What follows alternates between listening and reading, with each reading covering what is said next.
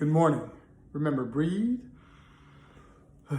relax, check for symptoms of dry cough, fever of 100.4, and shortness of breath. Check on your loved ones and check to make sure you're safe.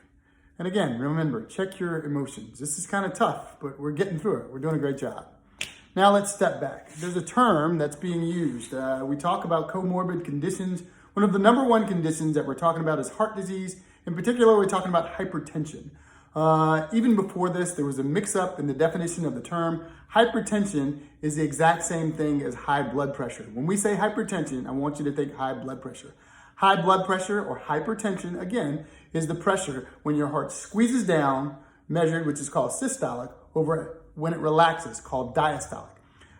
Systolic, diastolic, our target number is 120, over our bottom number is 180. Under the old definition, any two consecutive visits on separate occasions, where your blood pressure was 140 over 90 was considered hypertension. Under the new recommendations with the American Heart Association and other groups, the categories have changed. Stage 1 hypertension is now considered 130 over 80. That means 130, the pressure when the heart squeezes down, over when it relaxes. How does this make you more vulnerable to COVID-19?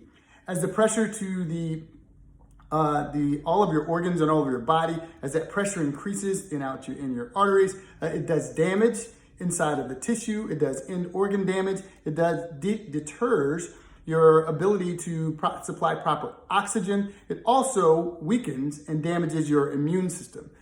100 million people in the United States have hypertension. It's a silent killer. It's not typically seen with a headache. It's called silent because you don't feel any symptoms. You feel fine. Then all of a sudden, one day you could end up with a stroke, particularly if your blood pressure gets to the 180 over 120.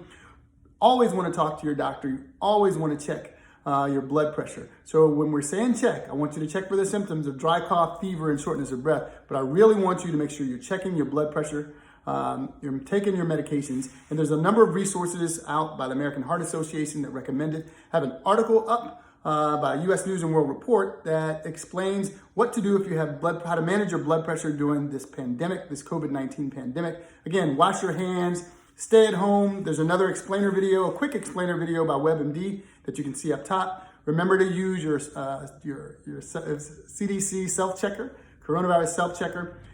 Breathe, check, step back. Hypertension means the same thing as high blood pressure. Get checked, get fit, get moving. We got to get ready for round 2.